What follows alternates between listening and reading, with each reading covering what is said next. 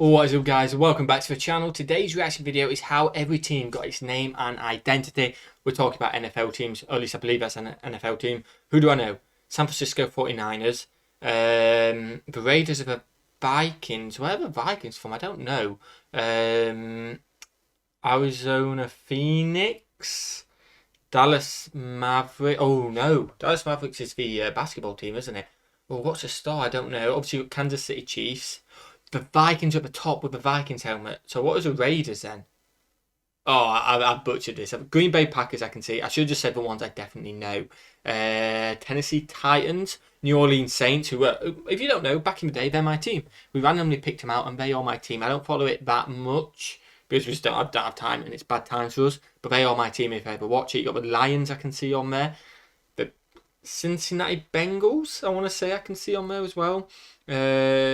Jacksonville Panthers, Tampa Bay Buccaneers, New England Patriots. Yep, I'm looking. I can see them on there. The Jets, New York Giants. I can see on there. Oh, I wanted to say Sheffield Steelers, but it's the Steelers. I think it's Pittsburgh Steelers.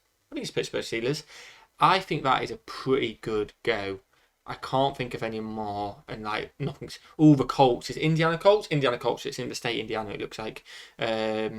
Yeah, you know what? I'm happy with that. I've definitely butchered a couple. The Raiders and the Vikings thing I completely butchered. Oh, it's Minnesota Vikings, by the way. The top one, I'm pretty sure it's Minnesota Vikings. Other than that, I don't think I'll get any more. Texas, I can see at the bottom, but I forgot what Texas is called. Yeah, smash that button, guys. Smash that subscribe button. I'd really appreciate it.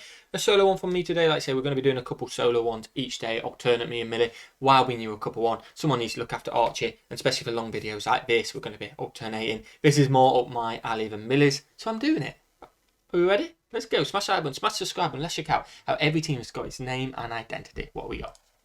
The NFL is currently made up of 32 different franchises. But Yeah, did you know 32, over 75 have existed in league history? Wow, I didn't know that. Turning back the gridiron clock.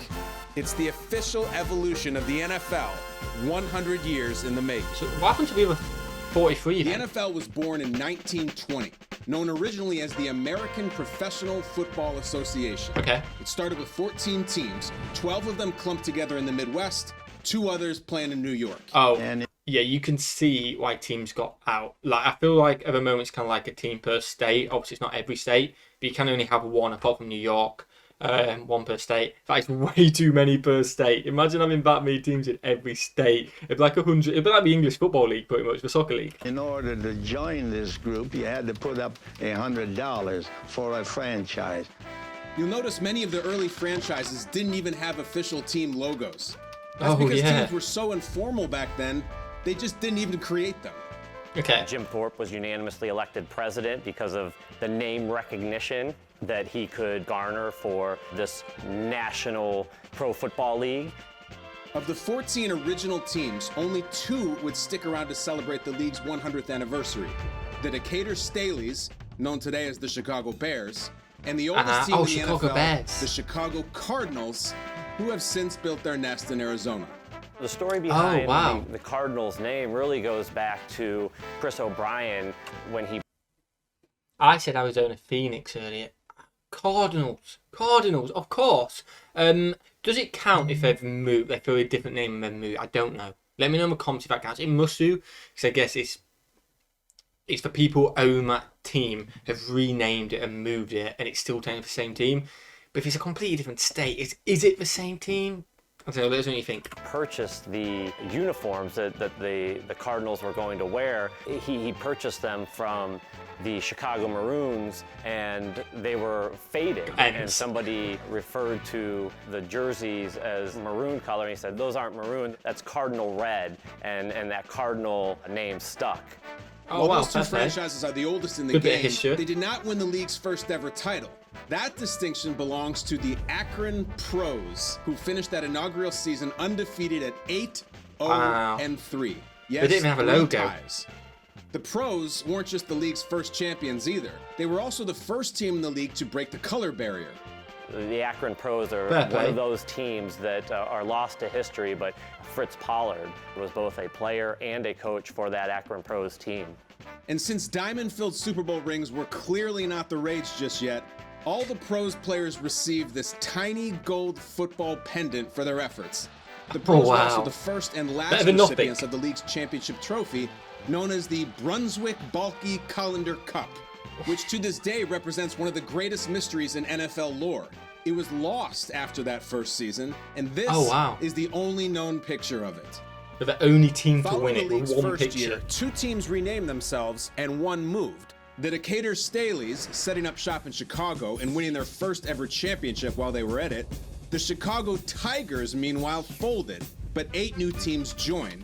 The league is now up to 21 teams. Oh, there we go. Still local. So we got Green Bay Packers. So they've been the Green Bay Packers since 1921. They, looking at the names, New York Giants are in there. They've got Brickley in there. So Giants and Packers must be the only 2 clubs with the same name. I don't think New York has Brickley in it anymore, but minus in the Brickley, ignore that bit. The same name for over 100 years. The only 2. That's quite mad. Located in Midwestern and Eastern states. Several of the new additions didn't last long. The Tonawanda Cardex holding the ultimate one-hit wonder crown, playing just 1 league game, thereby making it the shortest-lived franchise in NFL history. The Dexys Midnight Runners of teams. The Green Bay Packers, however, would stick around, cementing itself as one of the most storied franchises in the league. In Green Bay, Wisconsin, most historic one, it looks like. With $500 put up by a meatpacking company, they became known as the Packers. The Green Bay Packers were one of those first teams that stadium was constructed with football as its main sport being played in it. No other team in the league has played in the same city under the same name for as long as Green Bay has. Following the 21 season, 7 teams left the league and 4 new ones joined. The Milwaukee Badgers, the Oorang Indians, the Racine Legion, and the Toledo Maroons. Wow. The Staleys meantime made a good call and changed their name to the Bears. Their owner, George Halas, picked Bears because they originally were playing their games in the same stadium as the Chicago Cubs. Halas not only wanted to connect his new team to the more established baseball franchise, but he also reasoned that football players in general were bigger than baseball players, so the name made sense on multiple levels. But the even bigger name change that took place that year was the leagues. The American Professional Football Association was out to be known forever on as the National Football League.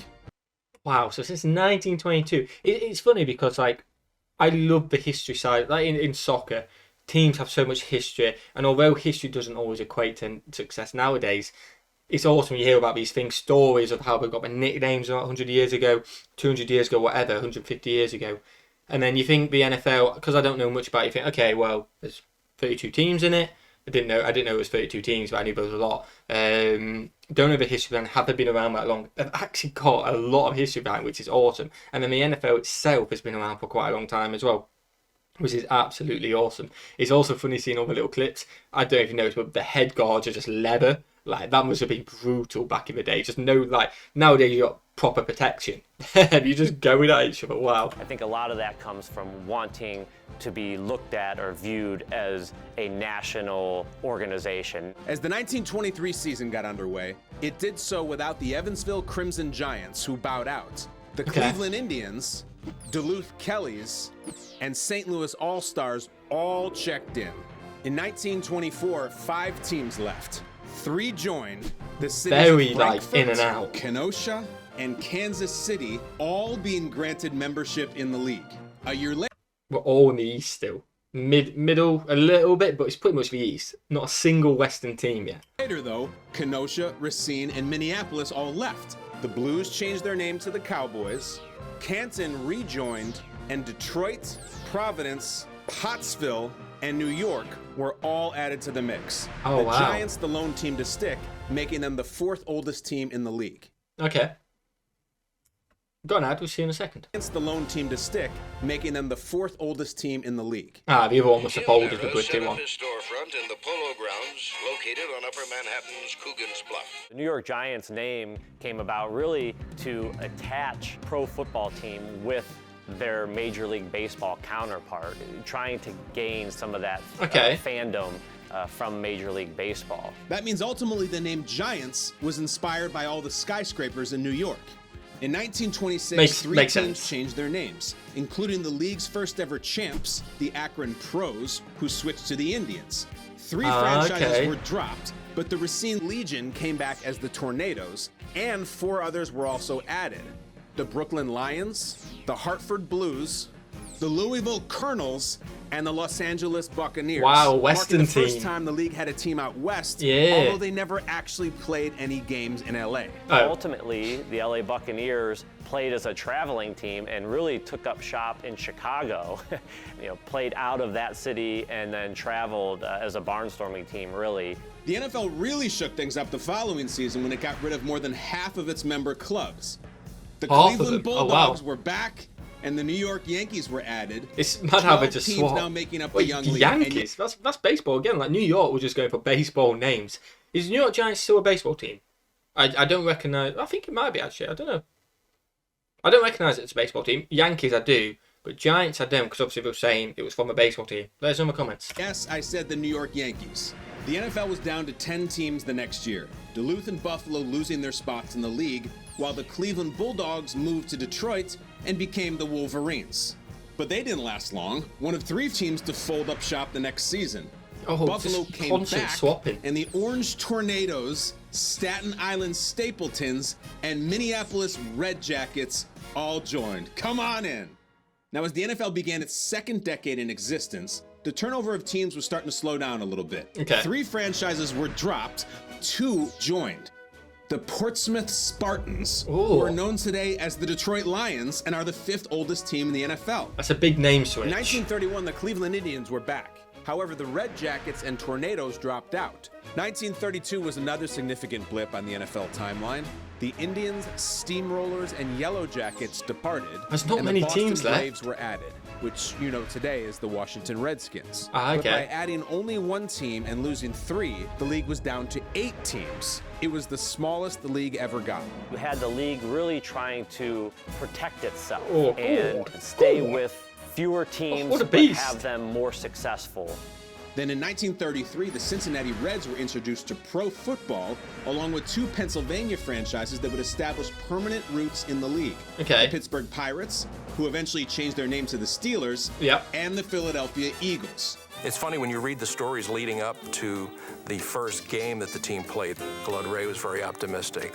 We're a first-year team, but we're going to surprise people. Well, they went out and they played their first game against the New York Giants and lost 56-0. Philadelphia owners Bert I'm Bell surprised they extended the league. That's brutal. First game, I was like, yeah, we're going to do something. Yeah. Probably had to end the game at halftime because it was 56-0. Wow. and Lud Ray settled on the name Eagles in honor of the symbol used by the National Recovery Act that was part of Franklin D. Roosevelt's New Deal that followed in the wake of the Great Depression. Oh, wow. The Awesome. 33 season was also when the owner of the Boston Braves decided it was time for a new name. George Preston Marshall wanted to stick with the Native American theme, so he didn't want to keep the Braves name because that was the name of the baseball franchise, so he chose the Redskins. That season was also the first in which divisions were created, which set up the first official NFL championship game. Okay. On their own 12-yard line. Prior to that, the league champion was simply the team that had the best record at the end of the season. Okay, makes the sense. The Bears would represent the West, the Giants the East, with Chicago beating New York 23-21 close game. for the title. That game really was the beginning of the popularity of pro football. The following year saw the same exact 10 teams return, marking the first time in the league's history there were no changes. Yeah, no change. But mid-season, the Cincinnati Reds folded and were replaced by the St. Louis Gunners for the last 3 games. Oh, I assume they took over their record, Ben. I mean, you'd be pretty annoyed if a team had a bad record, but let us know in the comments if that's the case. They're not starting on 0-0 with 3 games left, I'm sure. The only 3 games they would play as an NFL franchise. Oh, wow. Also in 1934, the Portsmouth Spartans moved to Detroit and changed their name to the Lions. The name was And they're inspired still by the Lions. baseball's Detroit Tigers, though the team had a different explanation. Quote, "The lion is considered the monarch of the jungle, and we hope to be the monarch of the league." Oh, okay. From Fair play. 1935 to 1936, the same 9 teams remained, but it was in 36 that the NFL held its first ever draft. Before the 1936, draft came in every player 36, coming out okay. of college was a free agent. and a lot of times those players were going to the teams with the biggest checkbook. The Eagles used the first ever pick on Chicago Maroons halfback and first ever winner of the Heisman Trophy, Jay Berwanger. Yeah, he must have been good then. Berwanger would never play it down in the NFL. The Bears, who acquired his rights from the Eagles, were not able to meet Berwanger's salary demands, which ultimately led him to take a job in sales for a rubber company. What? It's true.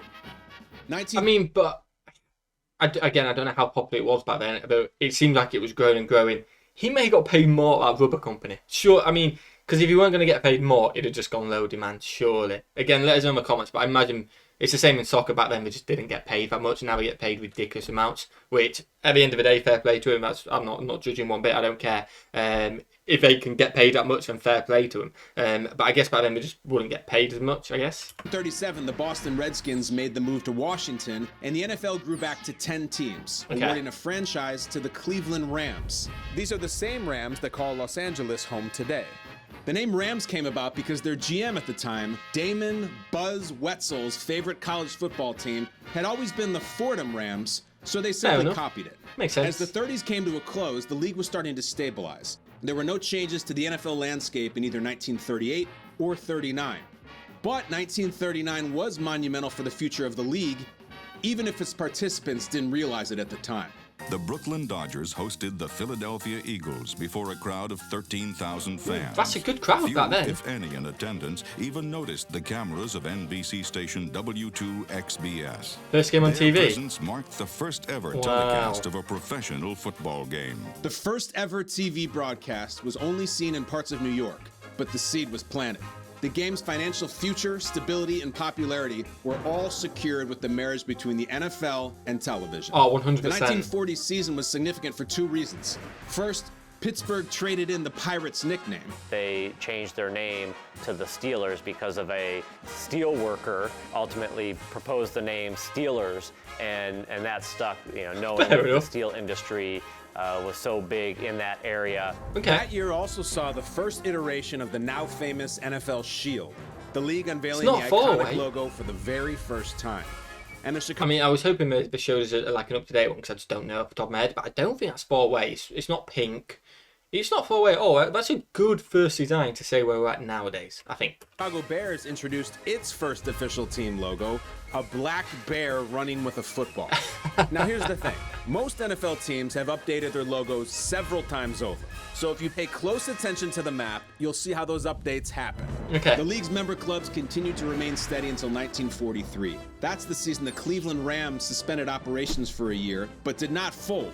It was due in part because of so many of their players were drafted into military service for World War II, which is also what led the Eagles and Steelers to merge, taking on the unofficial nickname, the Steagles. Yeah! The Steelers struggled for years and years. It took them a decade and merging with the Philadelphia Eagles before they had their first ever winning season.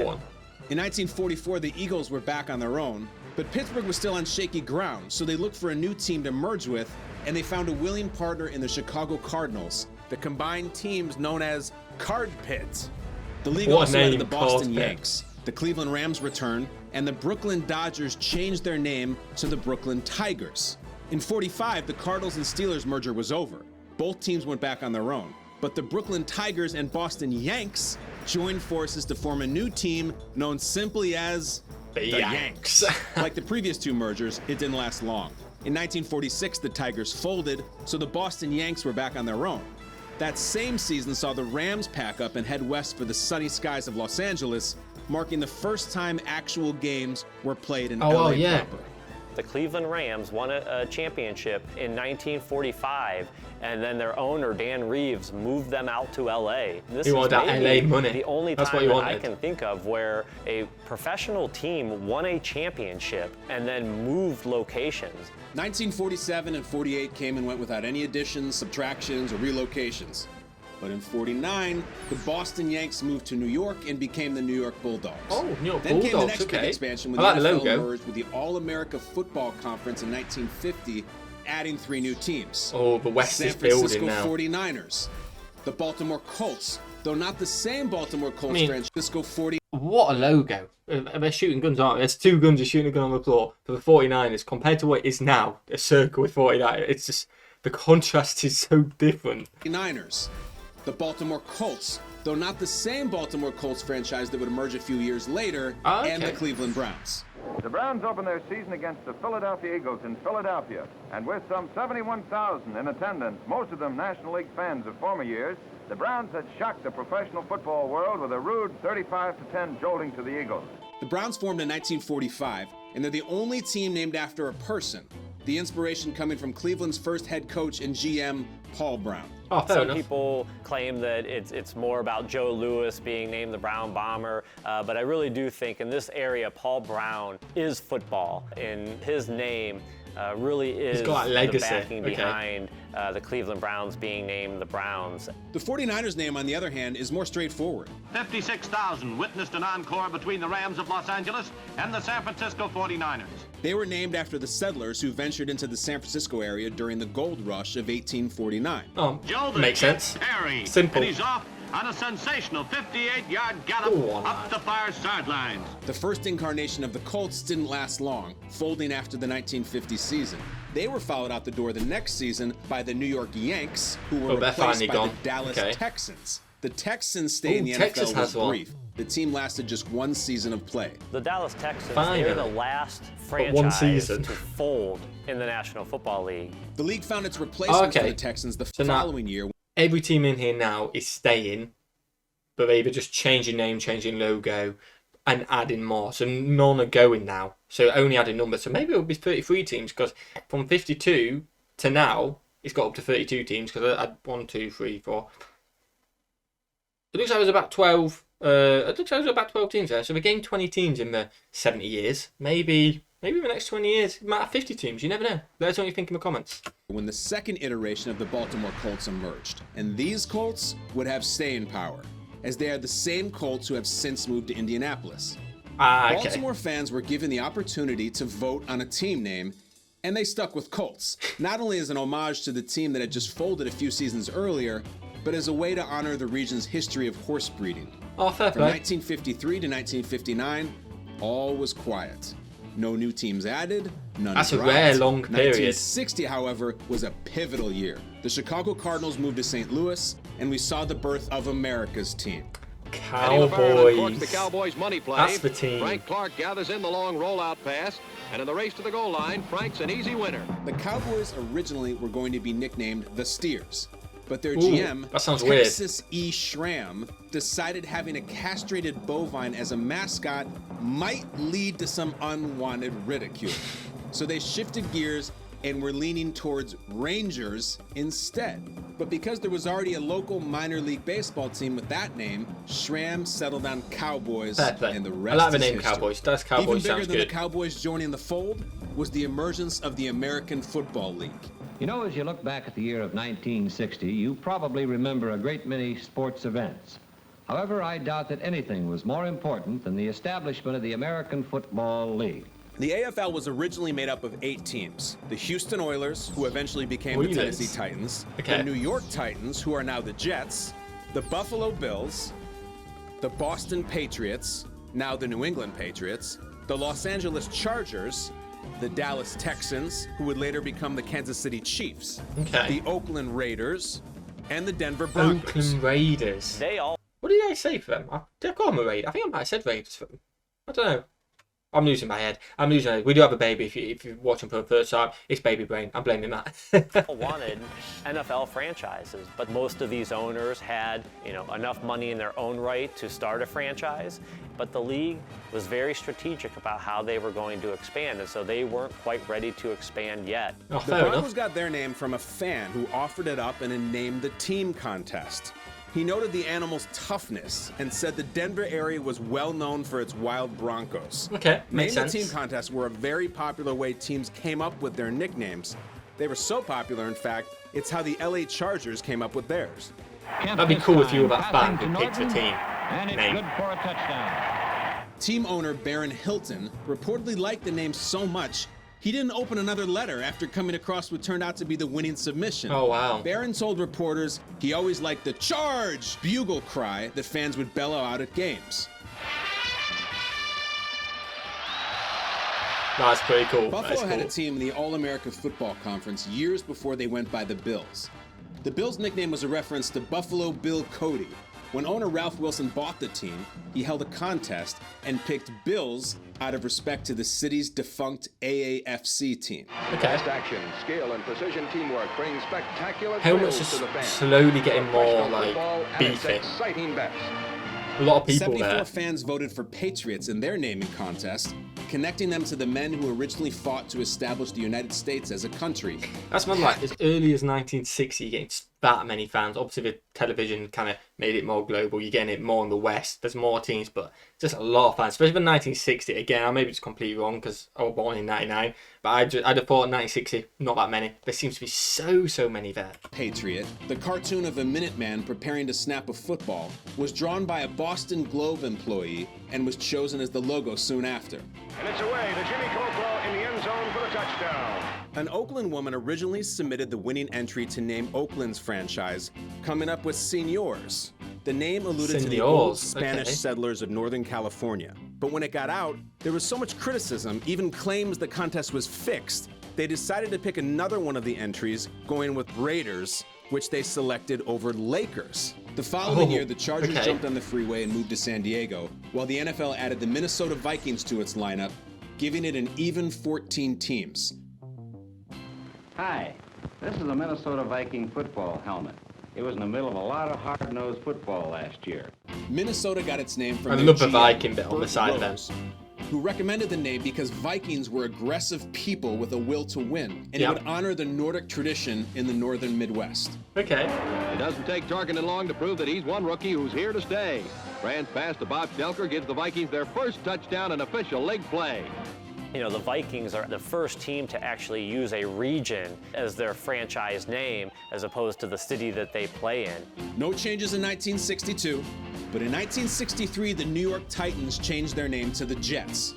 Which it stayed as, okay.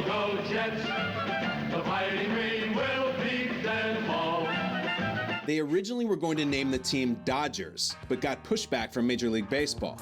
Gothams also got some consideration, but they balked when they realized it would get shortened to Goths. They almost got the name Boroughs, certainly an homage to the city's famous neighborhoods, but team officials worried opposing fans would translate it their own way and start calling them the Jackasses. How do you go from Boroughs to that?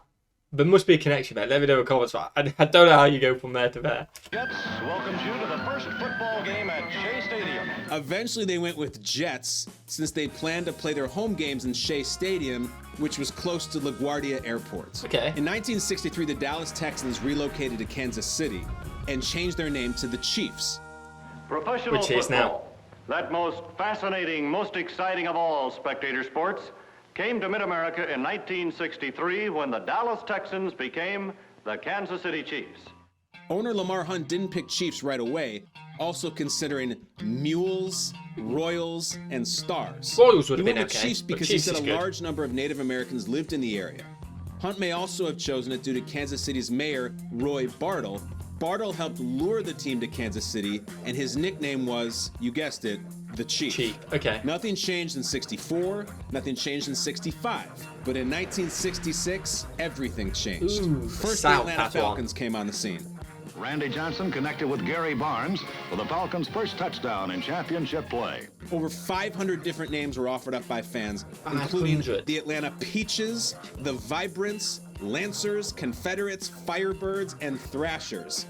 I think there's definitely some like less scary names in there, which you could have just laughed at if I'd gone, I like Falcons. Falcons is nice. I like that name. The winning entry was submitted by several people, but the winner of the contest was a school teacher whose entry described the Falcon as proud and dignified with great courage to fight. Okay. She noted it never drops its prey, is deadly, and has great sporting tradition. I think it's wonderful. The Falcons won. I was real satisfied. Gosh, I think it was good. play.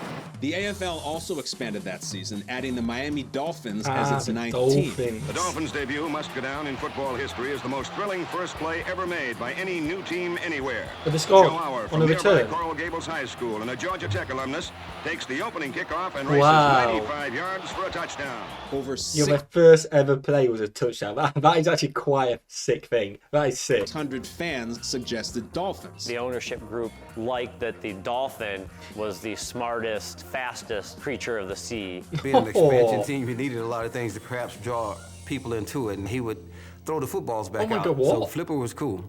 Wait, what? But the biggest shift... Is that still a thing? Do Miami Dolphins still have a dolphin? That's sick. Is that an actual thing? Not everyone agrees it, I get that, but I never knew that was a thing at an actual football game. That's pretty sick. Let us know in the comments. To take place that year came at season end. Yeah, I get that starting lineup here, get a program, football lineup. Look at that stadium. NFL and AFL champions met to face one another in the first ever Super Bowl. And this is it, the American Football League National Football League Championship. The Green Bay Packers beat the Kansas City Chiefs handily, 35-10. The Packers won the first and Super professional Bowl. football was on its way to taking over as the country's new national pastime. The 1966 world title belongs to the big team from the small town. In 1967, the NFL added yet another new team, this time in New Orleans, and fittingly, they Saints. were awarded their franchise on November 1st, which is All Saints Day. Oh, wow, fair play. That works out. However, the name came from yet another Name the Team contest. Owner John Meekum acknowledged he chose it as a nod to the popular song When the Saints Go Marching In, which was a favorite among many of the city's street jazz bands. Okay, fair enough. I do like that song, but I normally see it in soccer, where it's when the Reds go marching in for Rotherham United. But it's a song worldwide. It's a worldwide song. I like it.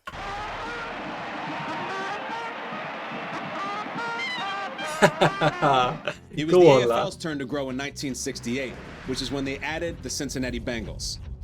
Down by 8 points with 1 minute and 54 seconds left in the game, Dewey Warren hit Bob Trumpy for a touchdown. Team owner and general manager Paul Brown chose Bengals to honor a football team that played in Cincy from 1937 to 1941. Okay. He chose the nickname over the fans' most popular suggestion, the Buckeyes. 2 years later, in would've been 1970, the NFL and the AFL finally merged, all 10 teams from the American Football League being absorbed by the NFL. Most NFL players and coaches and administrators didn't look at the AFL as being in the same league as the National Football League and its club members. And so Super Bowl III, when the New York Jets shocked the world and defeated the Baltimore Colts, and then the Kansas City Chiefs winning Super Bowl IV, probably was the best thing for the league moving into its merger, because it really put both leagues on equal playing field. The following show year, anyone the can Patriots win it. dropped I got Boston it. as its location identifier, swapping it for New England. Then from 1972 to 75, it was another quiet stretch for the league. Okay. But in 1976, the Seattle Seahawks and Tampa Bay Buccaneers joined the fold. Seahawks.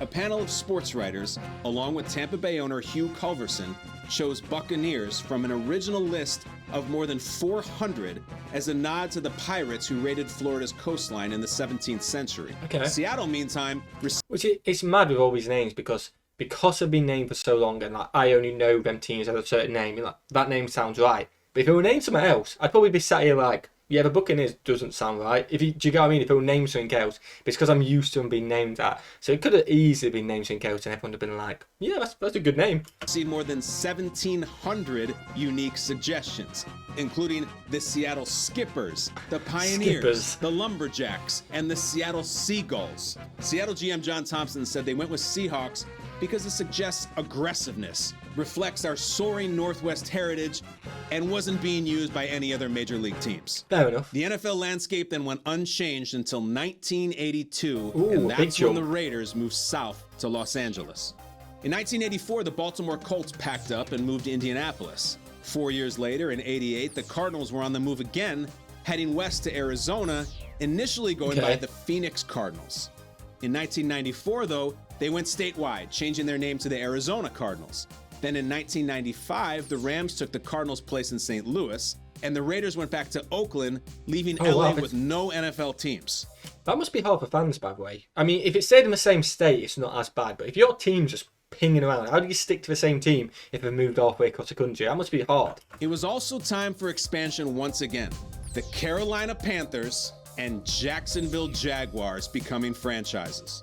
The Jaguars play their first NFL game against the Houston Oilers. The Jaguars were the result of another fan contest. Surprisingly, the initial concept for their logo on their helmet was very similar to the car Jaguar logo. However, shortly after, a cease and desist letter was sent by the Jaguar car company, and they decided to go with a different style. It's good advertising, though. Keep it. It's good advertising. The expansion, Carolina Panthers. Carolina ownership chose Panthers because they believed it symbolized what an NFL team should be: powerful, sleek, and strong. For the Panthers, the wait is finally over as they make their home debut today. And there's one thing on their minds: Carolina. In 1996, the Cleveland Browns were moved to Baltimore. However, the Ravens would be considered a new franchise, with the Browns essentially suspending operations, keeping their colors, records, and history. Okay. A record crowd expected in Baltimore as the NFL returns to this city for the first time since 1983. Baltimore owner Art Modell attempted and failed to buy the Colts nickname back from the franchise that left Baltimore for Indy in 1984. So once again, a name the team contest was held. These Ravens contests beat are out great. the Marauders and the Americans, and was a nod to Baltimore native Edgar Allan Poe's famous poem titled The Raven. 1997 saw the Houston Oilers pack up and move to Tennessee, though they initially kept the name Oilers. They changed it to Titans in 1999. Wow. And by the way, that was the year I was born. So it always has happened already till I was born. And then the next, I'd say probably give it at least 13 years, and then I'm clued up more than I would have been, if that makes sense. So maybe 2012, I'm a bit more clued up in American football. Not fully. I learned a lot on this channel probably the last 4 years, but at least I understood it a bit more then. Their naming contest produced options like the Tennessee Tornadoes, the Copperheads, the South Stars, and the Wranglers, among others. Owner Bud Adams chose Titans because it reflected strength, leadership, and other heroic qualities. They're good reasons why they pick That same year these saw the names. I return like of the it. Browns, who picked up right where they left off after missing the previous 2 seasons. Then in 2002, the Houston Texans were added, filling out the current 32-team league as we know it today. There we go. Alliance Stadium, 69,000 fans who were crushed when the Oilers left. Look at are that. here tonight for their So new many. team, the Texans. Wow. Texans became the 6th professional football team to use the name. Owner Bob McNair choosing it over Apollos and Stallions. The Texans logo, by the way, is the only one of the 32 teams that has never been tinkered with. Oh, For wow. the next 10 plus years, it was nothing but teams altering their logos. Most of the changes pretty minor in nature. It wasn't until 2016 that the next landscaping alterations took place. The St. Louis Rams moving back to LA, who were followed by the Chargers a season later. Okay. And finally, in 2020, the Raiders vacate Oakland for a second time, this time heading east for the desert, setting up shop in Las Vegas. I didn't know they'd move. Expansion, contraction, mergers, name changes. The NFL has seen it all in its first 100 years, and we can only imagine how far this map will stretch in the century to come. I mean, it seems like say, in the last 20 years, it's kind of settled, but you never know. It could just start popping off again. It's hard to imagine it popping off again. Because, again, from a soccer fan in the UK, that hardly ever happens. Obviously, logos change, kits change, teams' names do change over the years as well. Not as much, though. But I can never imagine supporting a team and then suddenly have been across the country, never be able to see him. What do? Do you still support that team? Or do you wait for a new team to pop up in your state or area? So what do you do? Let us know in the comments what you think of that. That was a good video. Probably super long, so I did chat a lot. But I enjoyed it. Jam-packed full of information. Did not expect it to be like that. It was very interactive, which was awesome. Hope you enjoyed it. If you did, smash that like button, smash that subscribe button. Check out the couple reacts video, which will be coming out in a couple of hours, and have a fantastic day. Peace.